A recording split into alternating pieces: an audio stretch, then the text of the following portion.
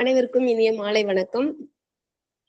செந்தமிழே செங்கரும்பே செந்தமிழ் சீர்காக்கும் நந்தா விளக்கணைய நாயகியே, முந்தை மொழிக்கெல்லாம் மூத்தவளே, மூவேந்தர் அன்பே, எழில் மகவே, எந்தம் உயிர் உயிரும் நீ மெய்யும் நீ, ஓங்கும் அறமாம் பயிரும் நீ, இன்பம் நீ அன்பு தருவும் நீ, வீரம் நீ காதல் நீ நல் ஆரம் நீ, யாவும் நீயே என து. அரங்கன் அவர்களின் தமிழ் வாழ்த்தினை கொண்டு என் தாய் தமிழை வணங்கி அறிவே ஆற்றல் 234ஆம் புத்தக கருத்து பகிர்வினை செவிமடுக்க இணைந்துள்ள அத்தனை நல் உள்ளங்களுக்கும் வணக்கங்கள். தொடர்ந்து எனக்கு வாய்ப்பளித்துக் கொண்டிருக்கிற விழுதுகள் அறிவே ஆற்றலுக்கு பேரன்பின் வணக்கங்களும் நன்றிகளும். இன்று நான் உங்களிடையே கருத்து பகிர இருக்கின்ற நாவல் இரவு. தமிழகத்திற்கு மட்டுமல்ல, உலகிற்கே பிரபலமான எழுத்தாளரான திரு ஜெயமோகன் அவர்கள் எழுதியது. இந்த நாவலின் முன் அட்டை படமே அத்தனை அழகு. கருப்பு வெள்ளை வண்ணத்தில் ஒரு அட்டகாசமான அழகியின் புகைப்படம். இந்த நாவலை தமிழினி பதிப்பகம் முதல் பதிப்பாக 2006ஆம் ஆண்டிலும் 5ஆம் பதிப்பாக 2016ஆம் ஆண்டிலும் வெளியிட்டுள்ளது. மொத்தம் 240 பக்கங்கள். விலை ரூபாய் 220. பின் அட்டையும் கருப்பு வெள்ளை பின்னணியில் நிலவின் புகைப்படத்துடன் அழகான கவிதை வரிகளுடன் இருக்கின்றது. இந்த நாவலை சிரில் அலெக்ஸுக்கு சமர்ப்பித்துள்ளார். நடராஜகுரு என்பவரின் சுயசரிதையில் எழுதியுள்ள ஒரு குறிப்பினை கொண்டே ஜெயமோகன் இந்த நாவலை படைத்துள்ளதாக அவரது உரையில் குறிப்பிட்டுள்ளார்.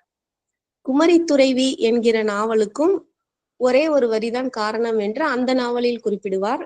அதுபோலதான் இந்த நாவல்லையும் அந்த நடராஜகுரு அப்படிங்கிற ஒருத்தர் எழுதின அந்த சுயசரிதையில கிடைத்த ஒரு குறிப்பை வச்சு இந்த ஒரு இனிமையான இரவை நம்மிடம் உலவ விடுகிறார். உணர்ச்சிகளின் இரவு, சிந்தனைகளின் இரவு, உறவுகளின் இரவு என நாம் அறிந்த இரவு ஒன்றாக இருக்க, இந்த நாவலில் பயணிப்பவர்களுக்கு இரவே கொண்டாட்டமாக வாழ்வாக இருக்கிறது. இந்த நாவலில் மொத்தம் 24 அத்தியாயங்கள் உள்ளன. ஒவ்வொரு அத்தியாயத்திற்கும் ஒவ்வொரு இன்ட்ரோ பாயிண்ட் மாதிரி அந்த இரவை பத்தி ஒரு 5 வரி 6 வரி ஒரு குட்டி கவிதை அந்த மாதிரி எல்லாம் ஒன்னொன்னும் ரொம்ப அழகா எழுதியிருக்காரு.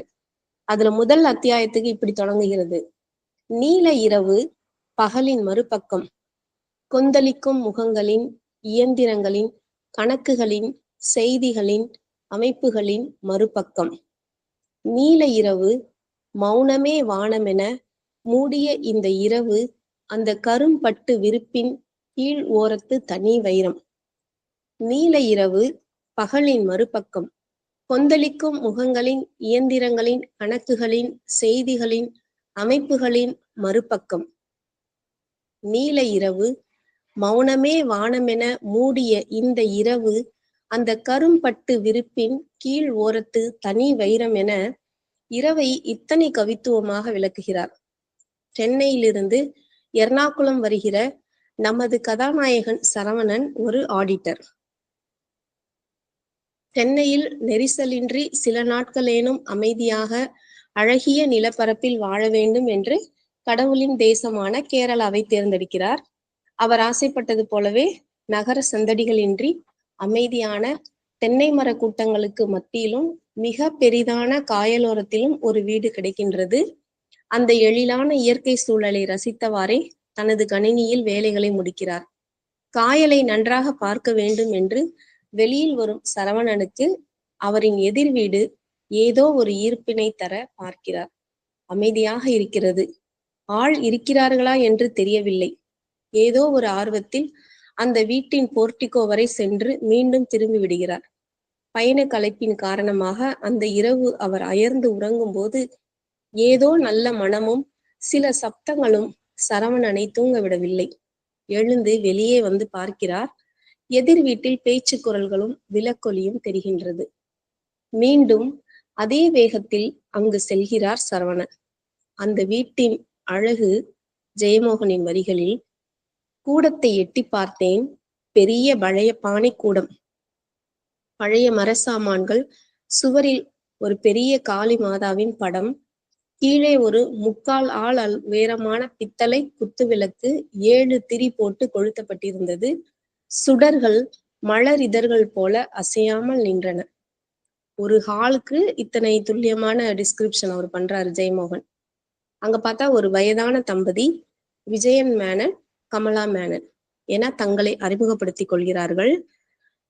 அந்த டைம்ல அவங்க சொல்ற அந்த ஒரு வார்த்தை, நீ காலையில வந்ததை நாங்கள் பார்த்தோம் என்று சொல்லும்போது சரவணன் அதிர்ந்து போகிறார்.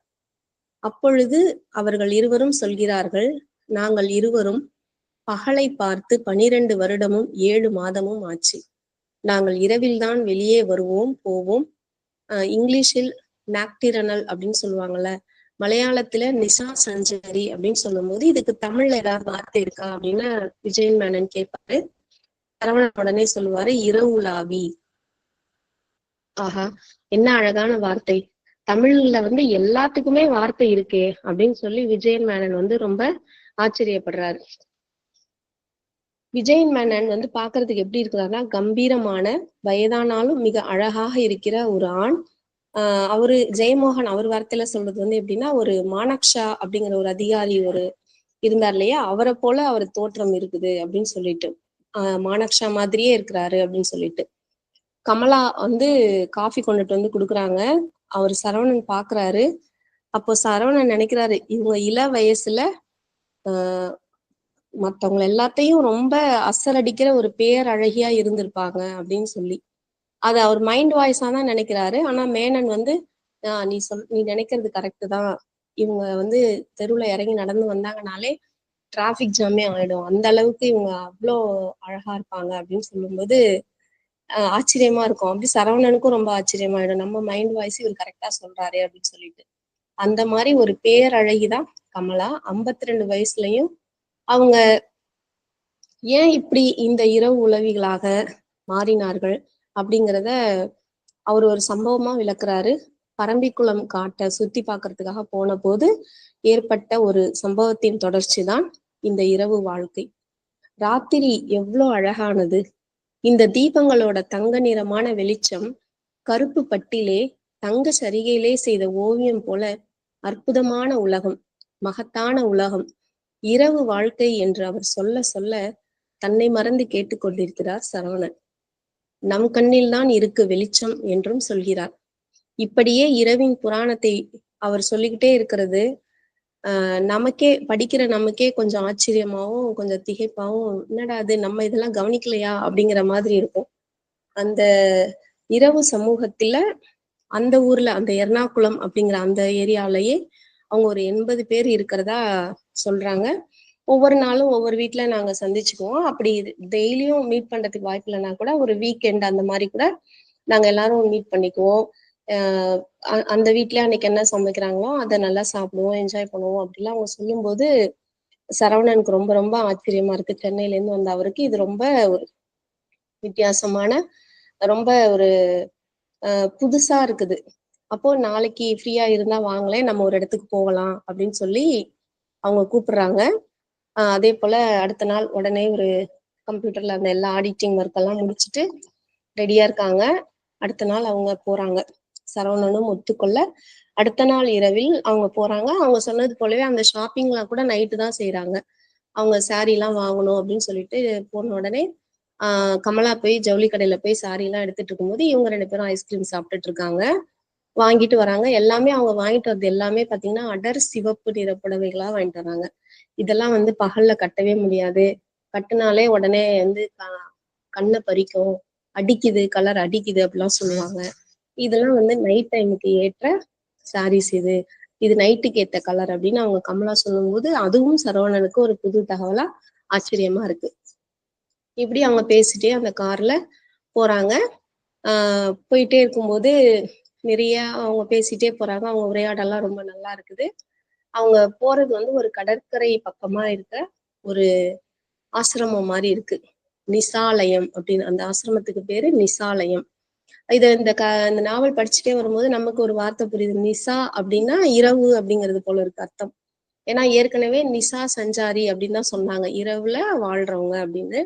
இப்ப இதுவும் இரவு நேர கோயில், இரவு நேர ஆசிரமம் அப்படின்னு சொல்றதுனால நிசாலயம் அப்படின்னு சொல்றதுனால அது இரவை குறிக்கக்கூடிய ஒரு வார்த்தையா தான் இருக்கும். அந்த ஆசிரமத்துக்கு போறாங்க.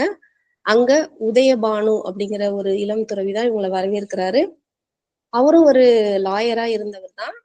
அவரு ஒரு வழக்குல வந்து ஒரு தப்பான ஒரு ஆளுக்கு இவரு வாதாடி அந்த கேஸ் ஜெயிச்சும் கொடுத்துருவாரு. அப்ப இவருக்கு அது ரொம்ப குற்ற உணர்ச்சி ஆயிடுது. நம்ம ஒரு தப்பான ஆளுக்கு ஒரு நல்ல தீர்ப்பை வாங்கி கொடுத்துட்டோமே அப்படின்னு சொல்லிட்டு, இனி நான் லாயர் வேலையே எனக்கு வேண்டாம் அப்படின்னு சொல்லிட்டு அப்படியே எங்கெங்கேயோ சுத்தி கடைசியா இந்த இந்த வாழ்க்கை முறையை பத்தி கேள்விப்பட்டு இங்க வந்து இந்த ஆசிரமத்துல அவர் செட்டில் ஆயிடுறாரு.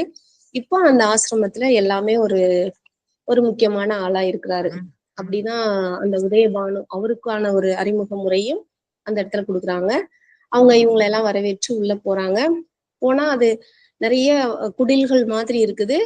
அதுல நிறைய வெளிநாட்டுக்காரங்க எல்லாம் தங்கியிருக்காங்க அப்படின்லாம் சொல்லி சொல்றாங்க. நமக்கு வெளியில இருந்து பாக்குறதுக்கு அது குடில் மாதிரி தெரியுது. குடிசை, அந்த கீரை, கீற்று கொட்டகை மாதிரி. உள்ள போனா நல்லா தரையெல்லாம் ரொம்ப அழகா இது பண்ணியிருக்காங்க. அப்போ அவங்க எல்லாருமே இன்னொருத்தர் யாரோ வரணும் அப்படிங்கிற மாதிரி அவளா எதிர்பார்த்துட்டு இருக்கும்போதுதான் சுவாமி பிரசண்டானந்தா வராரு. அவரும் வந்து ஒரு 50 வயசுக்கு உட்பட்ட ஒரு ஆள் தான். ஆனா அவர்கிட்ட ஒரு ஒரு நல்ல தெளிவு, நல்ல பேச்சாற்றல் அப்படிலாம் இருக்கும் அப்படிங்கிறத சரவணன் கணிக்கிறாரு. அதே போலவே அவரும் வராரு. வந்துட்டு சரவணன் கிட்ட பேசுறாரு. பேசிட்டு இருக்கும் போதே சரவணனை பார்த்து அந்த பிரசண்டானந்த கேக்குறாரு, நீங்க வந்து தமிழ்நாட்டுல கடலூர் பக்கம் தானே உங்க ஊரு அப்படின்னு சொல்லி கேக்குறாரு. சரவணனுக்கு ரொம்ப ஆச்சரியமாயிடுது. எப்படி இவ்வளவு கரெக்டா கேக்குறீங்க அப்படின்னு சொல்லும்போது, உங்க தமிழ் உச்சரிப்பு எனக்கு தெரியுது அந்த பக்கம் தான் அப்படின்னு சொல்லிட்டு. ஏன்னா நான் நிறைய டிராவல் பண்ணியிருக்கிறேன். எனக்கு டிராவல்னா அவ்வளோ பிடிக்கும். நிறைய இடங்கள் நான் பயணம் செஞ்சிருக்கேன். நிறைய லாங்குவேஜஸ் நான் கேட்டிருக்கேன். நிறைய அந்த உச்சரிப்பு ஸ்லாங்ஸ் அதெல்லாமே எனக்கு தெரியும். அதுல உங்களோட உச்சரிப்பை பார்த்து நான் சொல்றேன் அப்படின்னு சொல்லி அவரு சொல்றாரு. அதுக்கப்புறம் கொஞ்ச நேரத்துல பிரசண்டானந்தா வந்து மறுபடியும் நீங்க எல்லாரும் வெயிட் பண்ணுங்க, அதை வரேன் அப்படின்னு சொல்லிட்டு மறுபடியும் போயிட்டு மறுபடியும் திரும்பி உள்ள வரும்போது அது ஒரு அந்த பிரேயருக்கான அந்த ஒரு தோரணையோட வராங்க. குத்து விளக்கு எடுத்துட்டு. நம்ம அங்க பார்த்தோம் இல்லையா மேனன் வீட்டுல, அதே போல வந்து ஒரு குத்து விளக்கு, பெரிய குத்து விளக்கு, 7 திரி போட்டிருக்காங்க. அந்த கரெக்டா அந்த விளக்கு எடுத்துட்டு வர்றதுக்கு 2 ஆள் வராங்க. பிரசண்டானந்தா அப்படியே நடந்து வராரு. வந்தோடனே அப்படியே எல்லாரும் அமைதியா தியானத்துல இருக்கிற மாதிரி இருக்கும்போது அவர் பேசுறாரு. அவரும் இந்த இரவு நேர வாழ்க்கைய ரொம்ப சிலாகித்து பேசுறாரு. அவர் என்ன சொல்றாருன்னா, இந்த இரவு நேரத்தை ஒரு யானையோட கம்பேர் பண்ணி சொல்றாரு. அது உவமைன்னு கூட சொல்ல முடியாது, உருவகமாவே சொல்றாரு அவர். அப்படி இரவு நேரம்னா யானை, யானை எப்படி கருதா பெரிதா இருக்குமோ அது போல இந்த இரவும் ஒரு பெரிய பெரிய விஷயம், ரொம்ப அழகான விஷயம் அப்படிலாம் சொல்லி அந்த இரவு நேர வாழ்க்கையை பத்தி அவர் சொல்றாரு. அந்த அவரோட உரை, அந்த ஆசிரம சூழல், அங்க போட்டிருக்க அந்த ஒரு கோலம், அந்த வண்ணப்பொடிகள்ல போட்டிருக்க கோலம், இது எல்லாமே வந்து அவருக்கு சரவணனுக்கு வந்து ரொம்ப ரொம்ப ரசனையா, ரொம்ப டிஃப்ரெண்டா ரொம்ப ரசிச்சு கேட்டுட்டே இருக்கிறாரு. அந்த அந்த நேரம் அந்த உரையாடல் அதெல்லாம் பேசி முடிச்சுட்டு அதுக்கு பிறகு மறுபடியும் அவர் பேசும்போது அந்த மறுபடியும் அந்த தமிழ் உச்சரிப்பு பத்தி சொல்றாங்க. அப்போ வந்து ஜெயமோகன் நமக்கு தர தகவல் என்ன அப்படின்னா, தமிழ்நாடு முழுக்க 300 வருடங்கள் தெலுங்கர்களோட ஆட்சியில இருந்திருக்கு. மன்னர்கள் மட்டும் தெலுங்கு இல்லை, கிட்டத்தட்ட பெருவாரியான ஜனங்களும் அங்கே இருந்து வந்து தமிழ்நாடு முழுக்க பரவி இருக்காங்க. அவங்க தமிழை தெலுங்கு உச்சரிப்பிற்கு மாற்றிட்டாங்க. அவங்க அவங்க வந்து தமிழ் தான் பேசுறாங்க, ஆனா அதை தெலுங்கு உச்சரிப்புல சொல்றாங்க. இவர்களின் வருகைக்கு முன் தமிழும் மலையாளமும் ஒன்று போல இருந்தது. அந்த தெலுங்கு ஆதிக்கம் இல்லாத இடங்கள்ல தான் தமிழ் வந்து தமிழாவே இருக்குது. இன்னும் இன்னும் இன்னும் அந்த தெலுங்கு ஆதிக்கம் சுத்தமாவே இல்லாத அந்த இதுக்கு போனோம்னா நம்ம திருவிதாங்கூர், கன்னியாகுமரி, ஸ்ரீலங்கா தமிழ் அதெல்லாம் பார்த்தோம்னா மலையாளம் கலந்துதான் இருக்கும் அப்படின்னு சொல்லிட்டு கூட இன்னொரு தகவல் என்ன சொல்வாருன்னா, இதனாலதான் நமக்கு வந்து எஸ்பிபி சாரோட வாய்ஸ், சுஷீலா அம்மாவோட குரல், ஜானகி அம்மாவோட வாய்ஸ் இதெல்லாம் வந்து தெலுங்கு கலந்த தமிழோட உச்சரிப்பு அதுல இருக்கிறதுனால நமக்கு பிடிக்குது. அதே போல மலையாள தமிழ்ல வர அந்த கேஜே தேசுதாஸ் வாய்ஸ், சித்ரா குரல்லாம் பிடிக்குது அப்படின்னு ஜெயமோகன் சொல்ற அந்த இடம் வந்து அட ஆமா இல்ல அப்படின்னு நம்மள யோசிக்க வச்சுச்சு. கரெக்டு தான், அப்படிதான் நம்ம நினைக்கிறோம்ல. ஆனாலும் எஸ்பிபி சாரோட பேட்டி எல்லாம் பார்த்திருக்கும் போது அவர் சொல்லுவாரு, தமிழோட உச்சரிப்புக்கு வந்து எப்பவுமே குறை வந்துடாதபடிக்கு நான் பாத்துக்குவேன் அப்படின்னு சொல்லிட்டு. அதே போல சுஷீலா அம்மா வந்து அந்த 80s அவங்க அந்த பழைய நடிகைங்களுக்கு பாடும் போதெல்லாம் உண்மையிலே அவங்க வாய்ஸ்ல நமக்கு எந்த சேஞ்சும் தெரியாது. இயல்பா பாடுற மாதிரியே இருக்கும். சரோஜா தேவிக்கோ ஜெயலலிதாவுக்கோ பாடுறப்பெல்லாம் அப்புறமா பிறகு வந்து அவங்க 90ஸ்ல பாடினாங்க இல்லையா, ஒரு சில பாடல்கள் பாடியிருப்பாங்க. ரேகாவுக்கெல்லாம் பாடும்போது ரொம்ப டிஃப்ரெண்டா இருக்கும் அவங்க குரலு.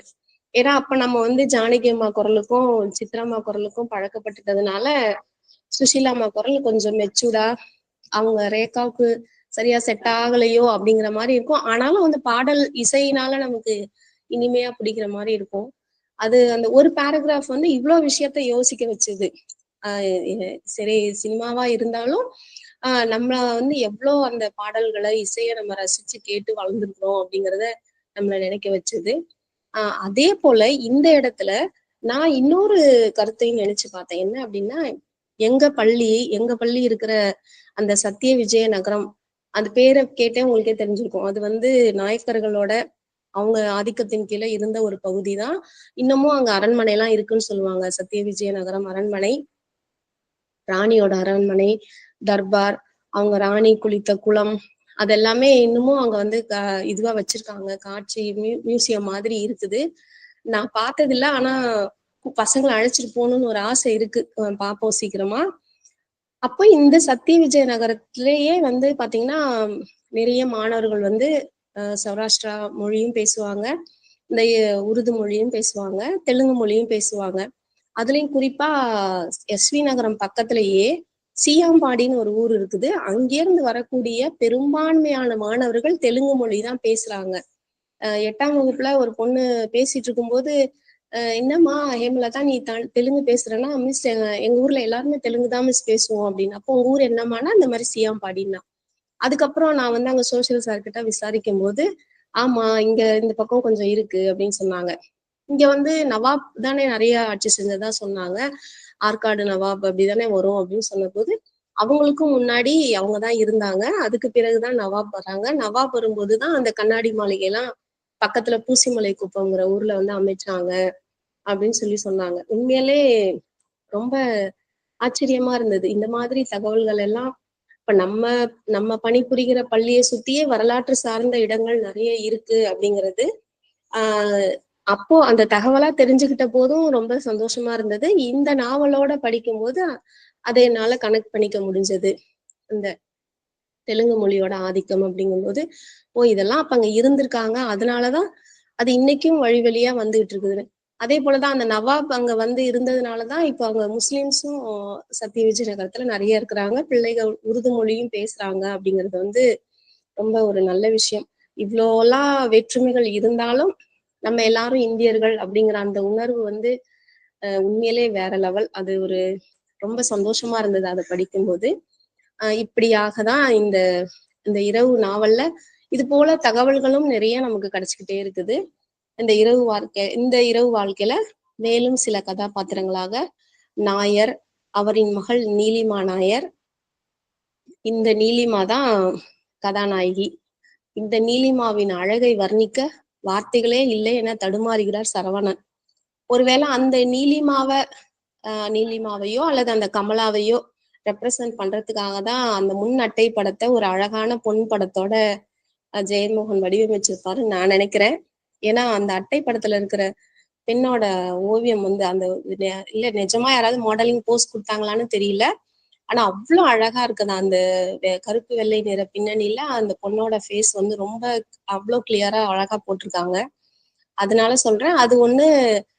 ஏன்னா கமலாவும் சின்ன வயசுல பேரழகியா தான் இருந்திருக்காங்க. இப்பவே 52 வயசுலயே அவங்க அழகியா தான் இருக்கிறாங்க அப்படின்னு சொல்லும்போது அப்ப கமலாவையோ அல்லது நீலிமாவையோ ரெப்ரசன்ட் பண்றதுக்காக தான் அந்த அட்டை படத்துல அப்படி ஒரு பெண்ணோட படத்தை போட்டிருப்பாங்கன்னு நான் நினைக்கிறேன்.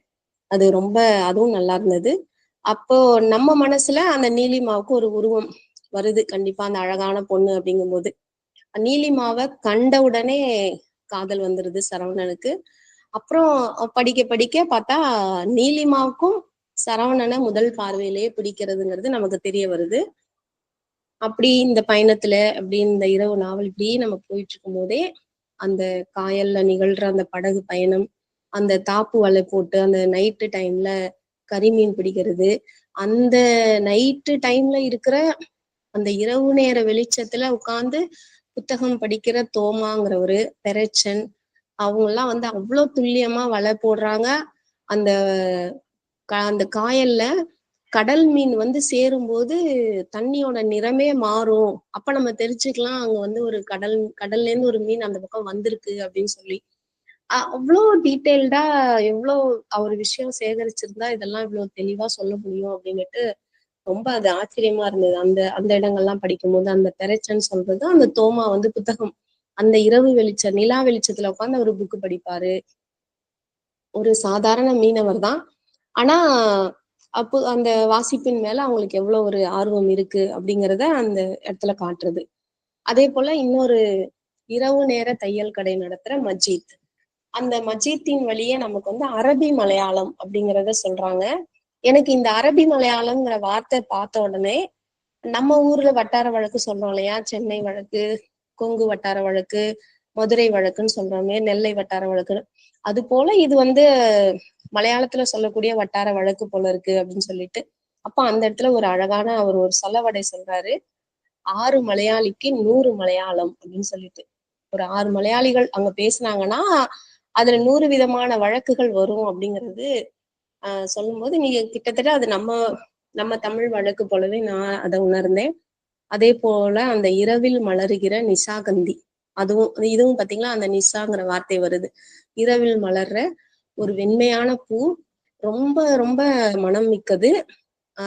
இந்த நிஷாகந்தி அப்படிங்கிற பேர்ல சன் டிவில கூட ஒரு மர்ம சீரியல்லாம் கூட வந்தது. ரொம்ப வருஷங்களுக்கு முன்னாடி சன் டிவி தொடங்கின புதுசுல அந்த மர்ம தேசம்லாம் சொல்லுவோம் இல்லையா? அந்த சீரீஸ்ல வந்தது நிஷாகந்தின்னு. அதெல்லாம் பார்த்த ஞாபகம் இப்ப வந்தது அந்த நிஷாகந்தி பேரை பார்த்தோன்னே. அந்த பூ பத்தியும், அந்த பூ எங்க பூக்கும், அந்த பூ பறிக்கும் அந்த பூவுக்கு என்ன குணம் இருக்கும், அந்த பூ இருக்கிற இடத்துல பாம்பு இருக்கும் அப்படிங்கறதெல்லாம் சொல்லி நீலிமா விளக்கி, அந்த பூவை பாக்குறதுக்காக சரவணனும் நீலிமாவும் அங்க போகும்போது அவங்களுக்குள்ளார வர அந்த ரொமான்ஸ் காட்சிகள் அதெல்லாம் கொஞ்சம் கூட ஆபாசமே இல்லாம ஒரு அழகிய கவிதையா தான் நம்ம கண்களுக்கு அது விரியுது. ஒரு படம் போல அவ்வளவு அழகா அந்த வரிகள்லாம் இருந்தது. நீலிமா நாயருக்கு சரவணனை ஏன் இவ்வளோ பிடிக்குது அப்படிங்கிறதுக்கு ஒரு பிளாஷ்பேக் ஸ்டோரி வருது. அந்த பிளாஷ்பேக் ஸ்டோரியை நம்ம கேட்கும்போது படிக்கும்போது இந்த சரவணன் மேலான அந்த பிரியம் வந்து தப்பே இல்லை, பார்த்த உடனே காதல் வருதுல பெரிய ஆச்சரியம் இல்லை அப்படிங்கிற மாதிரி இருந்தது. அப்படி அந்த கேரளா நிலத்தோட மற்றொரு ரொம்ப ரொம்ப ஒரு முக்கியமான அம்சம் வந்து அந்த யட்சி வழிபாடுன்னு சொல்லுவாங்க இல்லையா? கேரளா அவ்வளவு அந்த பெண் தெய்வம், நம்ம இங்க எப்படி சிறு தெய்வம் மாரியம்மன் சொல்றோமோ அது போல அது அந்த யட்சி வழிபாடு.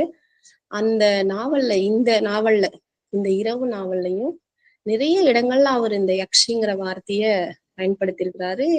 அது எப்படி வந்து ஒரு ஒரு துர்தேவதையா இல்ல நல்லது செய்யற தேவதையா ஒரு பெண்ணுக்குள்ள வந்து யக்ஷி இருக்க முடியுமா அப்படிங்கறதெல்லாம் நிறைய வினாக்கள் வந்து அந்த நீலிமா வழியா நமக்கு அவர் விளக்கி சொல்றாரு. அதெல்லாம் சொல்லும் போது ரொம்ப நல்லா இருக்கு கேட்கறதுக்கு, நிறைய நம்ம தெரிஞ்சுக்கலாம். இந்த இடத்துல இந்த யட்சி பத்தி படிக்கும்போது அவருடைய மிகச்சிறந்த சிறுகதையா, மிகச்சிறந்தங்கிறத விட ஆகச்சிறந்த சிறுகதைன்னே சொல்லலாம். அந்த நற்றுணைன்னு ஒரு கதை அவரு ஜெயமோகனோடது. அந்த யக்ஷிய பத்தி அதுல நிறைய சொல்லியிருப்பாரு. அந்த ஒரு சின்ன கதை, சிறுகதை தான். சிறுகதைனா சின்ன கதை இல்ல, கொஞ்சம் ரொம்ப பெரிய கதை தான், ஆனா சிறுகதை தான். அதுல வந்து அவரு அந்த யட்சி வழிபாடு பத்தியும் அதோட வரலாற்று முக்கியமான நிறைய தகவல்களையும் அந்த கதையில அந்த சிறுகதையில அவர் சொல்லியிருப்பாரு. அவரோட பிளாக்ல இந்த கதை இருக்கு, நீங்க வாய்ப்பு இருந்தா படிச்சு பாருங்க. அந்த நற்றுணை கதை கண்டிப்பா உங்களுக்கு பிடிக்கும், அந்த கதை ரொம்ப பிடிக்கும். இப்படியாக அந்த இரவு உலாவி வாழ்க்கையினை மிக ரசித்து வாழ்கிற சரவணனுக்கு திடீர்னு ஒரு குழப்பம் வருது. இது இயல்பான வாழ்க்கை தானா? நீலிமா வந்து தனக்கு ஏற்ற, குறிப்பாக இந்த தமிழ் சமூகத்திற்கு ஏற்ற பெண் தானா அப்படின்னு திடீர்னு ஒரு ஒரு ஐயம் வருது அவருக்கு. அதனால் அவர் வந்து மேனன் வீட்டுக்கு போவதை தவிர்க்கிறார். பகல் வெளிச்சத்தை வந்து வெறும் கண்ணால சரவணனால பார்க்கவே முடியல. கருப்பு கண்ணாடி போட்டுட்டு போற ஒரு சூழல்லாம் வருது. அவரு அந்த சென்னையில இருந்து எர்ணாகுளத்துக்கு வந்து 1 மாசம்தான் ஆகுது. அந்த 1 மாசத்துக்குள்ளாரவே அவரு இவ்வளோ அந்த இரவு வாழ்க்கைக்கு பழக்கமாகறதுனால பகல்ல வந்து அவரால் அந்த சூரிய வெளிச்சத்தை தன்னோட கண் கொண்டு அவரால் பார்க்கவே முடியல, கண்ணு கூசுது அவருக்கு. அப்ப அந்த சரவணன் வீட்டுல இருக்கக்கூடிய அந்த சமையல்காரம்மா பங்கஜம் வந்து சொல்றாங்க, நீங்க அந்த மேனன் வீட்டுக்கு போறீங்க, அங்க வந்து அவங்க யக்ஷி வழிபாடு தான் பண்றாங்க. அந்த யக்ஷி வழிபாடு பண்றவங்க எல்லாருமே அவங்க சொல்றதுதான் கரெக்டு அப்படின்னு சொல்லி அவங்க வசியம் பண்ணிடுவாங்க. அவங்களுக்கு அவங்க சொல்றதுதான் அழகுன்னு நினைப்பாங்க. அவங்க செய்யறதா அழகுன்னு நினைப்பாங்க. அவங்க செய்யறதா கரெக்டுன்னு சொல்லுவாங்க. அவங்க வீட்டுக்கு ஒரு தடவை போயிட்டோம்னா அவ்வளவுதான், அடுத்து நம்மளை வந்து மாத்திக்கவே முடியாது. எங்க ஊர்ல ஒரு பையன் அப்படிதான் அவங்க வீட்டுக்கு போய் கிறுக்கா போய் இப்போ எர்ணாகுளம் பஸ் ஸ்டாண்ட்ல கிறுக்கு பையனா சுத்திட்டு இருக்கான் அப்படின்னா அந்த பங்கஜம் சொல்லுவாங்களா. இவருக்கு வந்து ஒரு மாதிரி ஏற்கனவே கொஞ்சம் குழம்பி இருக்கிறாரு. இப்ப இந்த தகவல் எல்லாம் கேட்டோன்னா அவருக்கு இன்னும் குழப்பமாகுது சரவணனுக்கு. அதனால அவர் வந்து அந்த ஆப்போசிட் வீடையே பார்க்காம தவிர்க்கிறாரு. அப்படி இருக்கிறாரு. இவருக்கு உள்ள ஒரு குழப்பம் இருக்கிறதுனால. ஆனா இது எல்லாத்தையுமே இந்த சரவணனுக்குள்ள என்னென்னலாம் உணர்வுகள் வருதோ அது அத்தனையுமே மேனன் வந்து கரெக்டா மைண்ட் ரீட் பண்ற மாதிரி அவர் ஹாப்பியா இருந்தாலும் அவருக்கு தெரியுது, சோகமா இருந்தாலும் தெரியுது. இங்க இவர் இந்த குழப்பத்துல இருக்கும்போது அங்க அவரு கமலா கிட்ட சொல்றாரு, சரவணனுக்கு வந்து ஏதோ ஒரு கன்ஃபியூஷன், அதனாலதான் இங்க வராம இருக்கிறாரு அப்படின்னு கரெக்டா அதை வந்து அந்த இன்ட்யூஷன்லாம் அவர் சொல்றாரு. அது வந்து அந்த இரவுல வாழ்க்கை வாழ்றதுனால சொல்றாங்களா இல்ல அவர் ஒரு நல்ல ஒரு மைண்ட் ரீடரா இருக்கிறாரா அப்படின்னு அப்ப கூட நேரா பார்த்தாதான் அந்த மைண்ட் ரீடிங் நல்லா வரும். இப்ப அவர் அங்க வரவே இல்லை, ஆனாலும் அதை கரெக்டா அவர் கணிக்கிறாருங்கும் போது நமக்கு கொஞ்சம் ஆச்சரியமா இருக்குது. அந்த சரவணனுக்கும் நீலிமாவிற்கும் இருக்கிற அந்த அழகான காதலை அங்க இருக்க எல்லாருமே புரிஞ்சுக்கிறாங்க. அதனால சரவணன் அங்க வராம இருக்கிறது, அதனால நீலிமா ரொம்ப கஷ்டப்படுறா, ரொம்ப தவிக்கிறாங்கிறது எல்லாருக்குமே புரியுது. அதுலயும் நீலிமாவோட அப்பா வந்து ரொம்ப கஷ்டப்படுறாரு. தன்னோட பொண்ணு இப்பதான் கொஞ்சம் சந்தோஷமா ஏதோ சிரிக்க ஆரம்பிச்சிருக்கிறா, நல்லா இருக்கிறா. இப்ப மறுபடியும் சரவணன் வந்து அவகிட்ட ஒரு டிட்டாச்மெண்டா இருக்கிறாரே அப்படின்னு சொல்லிட்டு கொஞ்சம் அவருக்கும் கஷ்டமா இருக்குது. அப்ப கடைசியா அவங்க சரவணனுக்கும் நீலிமாவுக்கும் என்ன ஆச்சு அப்படிங்கறது அந்த நாவலோட ஃபைனல் ஸ்டேஜ்.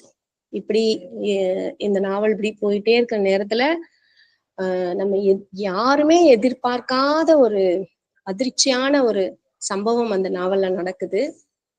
யாருமே எதிர்பார்க்காத, அது வாசிக்கிற நம்மளும் எதிர்பார்த்திருக்க மாட்டோம்.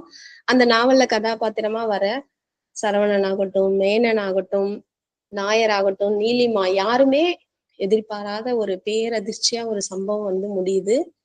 அப்போ அந்த சரவணனும் மேனனும் என்ன முடிவு எடுக்கிறாங்க அப்படிங்கிறதுதான் அந்த நாவலோட ஹைலைட்டு. இந்த மாதிரி அந்த நாவல், இரவு நாவல் வந்து அவ்வளோ அழகா அப்படி போய்கிட்டு இருக்குது.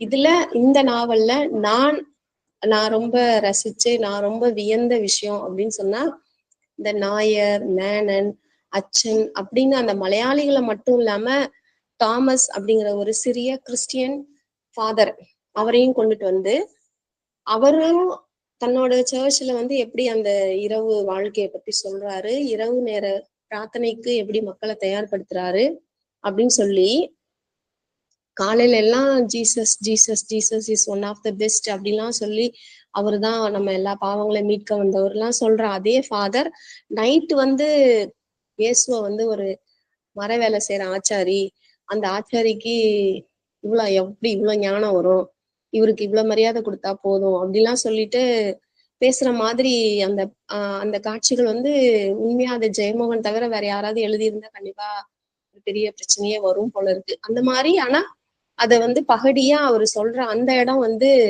அந்த எழுத்து வந்து அந்த அளவுக்கு சிறப்பா இருக்கு அப்படிங்கும்போது ரொம்ப நல்லா இருந்தது. அதே போல அந்த மஜீத் அப்படிங்கிற அந்த கேரக்டர் வழியா அந்த இஸ்லாம் மதம் அதை பத்தி சொல்லணும் சொன்னாலும் ஏற்கனவே சொன்னேன் அரபி மலையாளம் அது போல நிறைய அந்த அரபி வார்த்தைகள் அது மலையாளத்தோட கலந்துலாம் அவர் சொல்லும்போது நமக்கு அது ரொம்ப புதுசா இருக்குது. இது நான் ரொம்ப வியந்து பார்த்த ஒரு இடம். அதே போல இந்த நாவல் ஃபுல்லுமே அவர் வந்து ஒரு நிறைய வகையான ஓவியங்கள் பத்தி சொல்றாரு நமக்கு. ரொம்ப ஸ்டார்டிங்ல இருந்து முடிகிற கொஞ்சம் பக்கங்களுக்கு முன்னாடி வரைக்குமே அவர் நிறைய வகையான ஓவியங்களை மென்ஷன் பண்றாரு. அதுல 2-3 ஓவிய வகைகள் பத்தி நான் சொல்றேன். ரெம்பிராண்ட் அப்படிங்கிற ஓவியங்கள் பத்தி சொல்றாரு. அது வந்து என்னன்னா அடர் சிவப்பு நிற பின்னணியில வரைகிறது. இந்த ஓவியத்தை வந்து அவர் எங்க சொல்றாரு அப்படின்னா ஃபர்ஸ்ட் டைம் அந்த கமலா வந்து அந்த ரெட் கலர் சாரி எல்லாம் வாங்குறாங்கன்னு சொன்னோமே, அந்த ரெட் சாரி எல்லாம் வாங்குறது, அதுக்கப்புறம் அந்த அந்த ஆசிரமத்துக்கு போகும்போது அங்க இருக்கக்கூடிய அந்த சுவர்ல மாட்டப்பட்டிருக்க அந்த படங்கள், அந்த இதை சொல்லும் போது இவர் இந்த வகையை சொல்றாரு. அந்த ரெம்பிராண்ட் ஓவியங்கள் போல அந்த அடர் சிவப்பு நிறத்துல அந்த ஓவியங்கள் இருந்தது, சுவரை அலங்கரிச்சது அப்படின்னு சொல்றாரு. அப்ப நம்ம அந்த ஒரு ஓவிய வகை பத்தி தெரிஞ்சுக்கிறோம். அடுத்ததா அமைதியா இருக்க, வெளிரி போயிருக்கிற ஒரு அந்த வானத்தை பத்தி சொல்லும்போது கிளோட் மோனேயின் வாட்டர் லில்லிஸ் ஓவியங்கள் அப்படின்னு அதை பத்தி ஒரு இடத்துல சொல்றாரு. அதுக்கப்புறமா அழுத்தமான தூரிகை தடங்களுடன் கூடிய இம்ப்ரெஷனிச ஓவியங்கள் அப்படின்னு ஒரு வகை சொல்றாரு. அது எங்க சொல்றாருன்னா, அந்த நாவல்ல முகர்ஜின்னு ஒரு கேரக்டர் வருது, பெங்காலிக்காரரு. அவர் வந்து அடிப்படையில் ஒரு மிகச்சிறந்த ஓவியரா இருக்கிறதுனால அவரு நிறைய பெண்களை தான் வந்து ஓவியமா வரைகிறாரு மாடர்ன் ஆர்ட்ல. அந்த மாடர்ன் ஆர்ட் மூலமா அவர் வந்து என்ன பண்ணணும், காட்சி பண்ணணும்னு நினைக்கிறாருன்னா அந்த யக்ஷி வழிபாடு. அதுதான் பெண்ணுக்குள்ளார எப்படி ஒரு நல்ல விஷயமும் இருக்கு, கெட்ட விஷயமும் இருக்கு. ஒரே பெண் ஒரு நேரத்துல தேவதையா தெரியவா, இன்னொரு நேரத்துல யக்ஷியா நமக்கு ரொம்ப அகோரமா தெரியவா அப்படின்னு சொல்றாங்க இல்லையா. அந்த இதை மென்ஷன் பண்ற இடத்துல அவர் இந்த வகை ஓவியத்தை விளக்குறாரு, இம்ப்ரெஷனிச ஓவியங்கள். அந்த ரெம்பிராண்ட் ஓவியங்கள் வந்து இன்னொரு இடத்துல நீலிமாவுக்கும் சொல்றாரு. நீலிமா அந்த சாரி கட்டிட்டு வரும்போது, அந்த மாடிப்படியில இருந்து இறங்கி வரும்போது அப்படின்னு சொல்லலாம். அந்த இடங்கள்ல வந்து சொல்லும்போது அந்த ரெம்பிராண்ட் ஓவியங்களை சொல்றாரு. இப்படியாக நம்ம அந்த ஓவிய வகைகள் பத்தி தெரிஞ்சுக்கிறோம். அதே போல அடுத்ததா கேரளாவோட புகழ்பெற்ற பல உணவு வகைகள். அது அவங்க வந்து கமலா வந்து இந்த ஃப்ரெண்ட்ஸ் எல்லாம் கேதரிங் ஆகுறாங்க இல்லையா, அந்த டைம் வந்து அவங்க நிறைய டிஃப்ரெண்டா சமைச்சிட்டு வந்து எல்லாரும் சாப்பிட்ற மாதிரி நீலிமா ஹெல்ப் பண்றது, மேனன் ஹெல்ப் பண்றது, சரவணன் ஹெல்ப் பண்றது, அதெல்லாம் அந்த நாவல்ல இடையில வரும் இல்லையா. அப்ப அதுல அந்த நிறைய உணவு வகைகள் பத்தி எல்லாம் சொல்றாங்க. அது ரொம்ப நல்லா இருந்தது. அதுல ஒரு இடம் வந்து களத்தப்பம் அப்படின்னு சொல்லிட்டு ஒரு அப்பத்தை பத்தி நீலிமாவோட அப்பா சொல்லுவாரு. அவங்க சரவணன் வந்து நீலிமா பாக்குறதுக்கு வீட்டுக்கு போயிருக்கும் போது அவர் வந்து, என்னாச்சு சரவணன், நீங்க ஆளே வரல அப்படி இப்படின்னு சொல்லி பேசிட்டு, சரி நீங்க 2 பேரும் பேசிட்டு இருங்க, உங்களுக்கு களத்தப்பம் தெரியுமா அப்படின்னு சொன்னோடனே, இல்ல எனக்கு தெரியாதுன்னு சரவணன் சொன்னோடனே, சரி நானே செஞ்சு எடுத்துட்டு வரேன் அப்படின்னு சொல்லும்போது, நீங்க செய்றீங்களா அப்படின்னு சரவணன் ஆச்சரியமா கேட்கும்போது நீலிமா சொல்லுவாங்க, எங்க அப்பா ரொம்ப நல்லா சமைப்பாரு அப்படின்னு சொல்லிட்டு. ஓ அப்படியா அப்படின்னு சொல்லிட்டு அவங்க கிச்சனுக்கு போய் அவர் செஞ்சுட்டு அடுத்து கொஞ்ச நேரத்துல பெல் அடிப்பாரு, ரெடி ஆயிடுச்சு வாங்க அப்படின்னு சொல்லிட்டு. கீழே வந்து டைனிங் டேபிள்ல பார்த்தா ஒரு பெரிய இட்லி மாதிரி இருக்கும். இது என்னது இட்லியா அப்படின்னு சரவணன் கேட்கும்போது, இல்லையே நான் தான் இப்ப போகும்போது சொல்லிட்டு தானே போனேன் களத்தப்பம் அப்படின்னு சொல்லிட்டு. களத்தப்பம் அப்படின்னா என்னன்னா, ஒரு பெரிய களத்துல அரிசி மாவு, தேங்காய் பால், இந்த வெல்லம் இதெல்லாம் சேர்த்து ஆவியில வேக வச்சு எடுக்கிறது. இது ரொம்ப சிம்பிளான டிஷ், செய்யறதுல ரொம்ப ஈஸியா செய்யக்கூடியது. இது வந்து பழங்குடியின மக்கள் வந்து அடிக்கடி செஞ்சு சாப்பிடுவாங்க. ட்ரைப்ஸோட ஃபேவரட் ஃபுட் இது அப்படின்னு சொல்லி அந்த தகவலும் நமக்கு ரொம்ப பிடிச்சிருக்கும். நல்ல ஒரு விஷயமா இருந்தது. அது போல அந்த கேரளாவோட புகழ்பெற்ற அந்த கட்டஞ்சாயா அதை பத்தி சிலாகிக்கிற இடம். அப்புறம் அந்த கேரளாவோட இயற்கை அழகு, காயல், கடல், அந்த வான், நிலம், சூரிய ஒளி. அந்த சூரிய ஒளி வந்து அவரோட வீட்டுல எப்படி படுது, எந்த சுவர்ல படுது, அது எப்படி ரிஃப்ளெக்ட் ஆகுது, அந்த சூரிய ஒளி அந்த காயல்ல படும்போது என்ன மாதிரியான ரிஃப்ளெக்ஷன் கிடைக்குதுங்கிறது எல்லாமே அவ்வளோ டீட்டெயில்டா ஜெயமோகன் எழுதியிருக்கிறாரு. அதெல்லாம் படிக்கும்போது நமக்கு ரொம்ப அந்த ரசிக மனப்பான்மை தன்னாலே வந்துரும். அந்த மாதிரி இருந்தது. அதே போல இந்த நாவலோட இன்னொரு சிறப்பு என்ன அப்படின்னா, அவரு ஒவ்வொரு பத்தியும் கிட்டத்தட்ட 16 அல்லது 17 சென்டென்ஸ் இருக்குது. பெரிய பெரிய பத்திகளா தான் இருக்குது அது. நம்ம அந்த புக்கை அப்படி எடுத்து பார்க்கும் போதே தெரியும், வேணும் பெரிய பெரிய விரிவான விடையளிக்கு ஆன்சர் எழுதியிருக்கிற மாதிரி இருக்குதே அப்படிங்கிற மாதிரிதான் இருக்கும். ஆனா எங்கேயுமே நமக்கு தொய்வோ அல்லது சலிப்போ, ஐயோ நடாது இவ்வளவு பெருசா இருக்கே அப்படின்னு நினைக்காத அளவுக்கு அடுத்து என்ன அப்படின்னு இந்த நாவல்ல வந்து அவர் இதை ஒரு யுக்தியா பயன்படுத்தியிருக்காருன்னு நான் நினைக்கிறேன். ஏன்னா அந்த மாதிரி பெரிய பெரிய பேராகிராஃபா எழுதணும் அப்படிங்கறத ஏதோ ஒரு ஸ்டைலா அவர் வந்து அதை ஃபாலோ பண்ணியிருக்காரு அப்படிங்கிறது தெரிஞ்சது. ஏதாவது ஒரு இடத்துல வந்ததுன்னா அது நார்மலா இருந்ததுன்னு சொல்லலாம். அந்த நாவல் ஃபுல்லுமே ஒவ்வொரு பத்திக்குமே குறைந்தது அவர் ஒரு 15 சென்டென்ஸ் ஆவது வச்சிருக்கிறாரு. நீளமா போறது, நிறைய மலையாள வார்த்தைகள், நல்ல இங்கிலீஷ் சென்டென்சஸும் நிறைய கலந்து எழுதியிருக்காங்க. அது ரொம்ப படிக்கிறதுக்கு அது ரொம்ப நல்லா இருந்தது. அது தொய்வு இல்லாம இருந்தது. அதுதான் அதுல முக்கியமான விஷயம். அந்த மாதிரி இருந்தது. அப்போ நமக்கு அந்த 24 அத்தியாயங்களும் முடிச்சு அந்த 240வது பக்கம் அந்த கிளைமேக்ஸ் படிக்கும்போது நமக்கு சோர்வே இல்லை. ஒரு ஒரு நல்ல நாவல் படிச்சோம் அப்படிங்கிற மாதிரி ஒரு சுவாரஸ்யமான அனுபவத்தை தருது. அப்படிப்பட்ட ஒரு இனிமையான நாவல் தான் இந்த இரவு நாவல். நான் இன்னும் கூட நிறைய சொல்லணும் அப்படின்னு நினைக்கிறேன். ஆனா உடம்பு கொஞ்சம் முடியாதனால கொஞ்சம் குறைவாதான் சொல்லியிருக்கிறேன். ஆனா அந்த இரவின் அழகை அவர் ஒவ்வொரு இடத்துலயும் ஒவ்வொரு மாதிரி விளக்கும் போது ரொம்ப ரசனையா இருக்குது. அதுல நமக்கு பிடிச்ச, நமக்கு ரொம்ப பழக்கமான அந்த இரவை பத்தி நம்ம அறியா பல விஷயங்களோட தொடர்பு படுத்தி எது நமக்கான வாழ்க்கை முறை, நாம எப்படி வாழணும், நம்ம மனிதர்கள்னா நம்மளுடைய வாழ்க்கை முறை எப்படி இருக்கும் அப்படிங்கறதான் இந்த கதாபாத்திரங்கள் வழியே விளக்கி ஒரு நல்ல ஒரு வாசிப்பு அனுபவத்தை தர்றதுதான் இந்த இரவு நாவல். அதுல அந்த இரவுக்காக நான் சொல்லையா, ஒவ்வொரு அத்தியாயம் தொடங்கும் போதும் அந்த இரவு சார்ந்த ஒரு கவிதை மாதிரி ஒரு சின்ன இன்ட்ரோ மாதிரி கொடுத்து பண்றாங்கன்னு. அதுல ஒரு அத்தியாயத்துக்கு வந்ததை தான் பின்னட்டையில வச்சிருக்காங்க. அந்த கவிதையை மட்டும் உங்களுக்காக. இந்த இரவில் இப்புவியில் எத்தனை கோடி உயிர்கள் உறவு கொள்கின்றன. காட்டில் கரிய பெரும் யானைகள், மண்ணுக்குள் எலிகள், நீருக்குள் மீன்கள், பல்லாயிரம் கோடி புழுக்கள், பூச்சிகள். நாளைய புவி இங்கே கரு புகிக்கிறது நிறைவுடன். சற்றே சலிப்புடன் பெருமூச்சு விட்டுக்கொண்டு திரும்பி படிக்கிறது இரவு. இந்த இரவில் இப்புவியில் எத்தனை கோடி உயிர்கள் உறவு கொள்கின்றன. காட்டில் கரிய பெரும் யானைகள், மண்ணுக்குள் எலிகள், நீருக்குள் மீன்கள், பல்லாயிரம் கோடி புழுக்கள், பூச்சிகள். நாளைய புவி இங்கே கரு புகுகிறது நிறைவுடன். சற்றே சலிப்புடன் பெருமூச்சு விட்டுக்கொண்டு திரும்பி படிக்கிறது இரவு. ஏன்னா ரொம்ப அழகான கற்பனையான ஒரு கவித்துவமான வரிகள் இல்லையா? இதோட அந்த பின்னட்டையில இதுதான், இந்த வரிகளை தான் கொடுத்துருக்காங்க. அதுக்கு அழகான அந்த புகைப்படம், அது ஒரு கடல் மேல நிலா இருக்கிற மாதிரி ஒரு நல்ல புகைப்படத்தோட இந்த இரவு நாவல் ரொம்ப அழகா முடியுது. அப்படியாக இந்த வார இந்த புத்தக கருத்து பகிர்வு நிகழ்வினை இந்த இடத்தில் நிறைவு செய்கிறேன். நிச்சயமா நீங்க படிக்கணும். ஒரு நல்ல ஒரு வாசிப்பு அனுபவத்தை இந்த இரவு நாவல் தரும் அப்படிங்கிறதுல எந்த ஐயமும் இல்லை என்று சொல்லி வாய்ப்பிற்கு நன்றி கூறி விடைபெறுகின்றேன். நன்றி, வணக்கம்.